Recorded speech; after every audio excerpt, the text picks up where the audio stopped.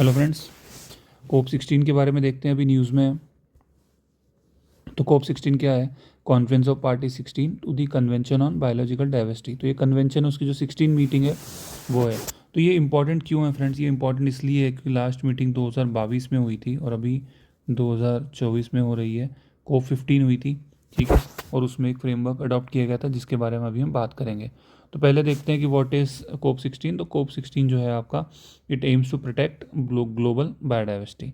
अब जो 16th conference of party है वो इस बार कहाँ हो रही है, ये ध्यान रखना आप। तो ये आ सकता है क्वेश्चन। ये कोलंबिया में हो रही है, काली कोलंबिया में, ठीक है। अच्छा, 2022 में लास्ट मीटिंग हुई थी, वो कहाँ हुई थी? कन्मिंग मॉन्ट्रियल ग्लोबल। उसमें जो है कन्मिंग मॉन्ट्रियल ग्लोबल बायोडाइवर्सिटी फ्रेमवर्क को अडॉप्ट किया गया था, 2022 में हुई थी। आपको ये बताना है कि वो 2022 में कहाँ पे हुई थी, कमेंट्स में बताइएगा। उसके बाद जो है आपका कि ये जो हमारा CBD है, कन्वेंशन ऑन बायोलॉजिकल डाइवर्सिटी, तो ये ध्यान रखना आप, ये लीगली बाइंडिंग ट्रीटी है। एक टेस्ट सीरीज में मैंने क्वेश्चन देखा था, सिर्फ इस शब्द पे वो खेल गए थे, ठीक है। अब ये क्या एम करता है? It aims to conserve biological diversity, ensure sustainable use of its component.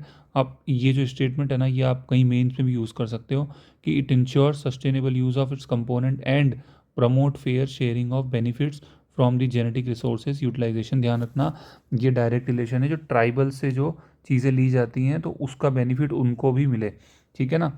अब ये फोकस ऑफ कोप 16 क्या है? तो इसका जो मेन फोकस है, जो पिछली बार जो कोप 15 में जो फ्रेमवर्क अडॉप्ट किया गया था, जिसको हम बोलते हैं कन्मिंग मॉन्ट्रियल ग्लोबल बायोडाइवर्सिटी फ्रेमवर्क। ध्यान रखना, ये कन्मिंग एक चीन में जगह है, तो ये इसको अडॉप्ट करना मेन फोकस था। तो अब ये क्या था?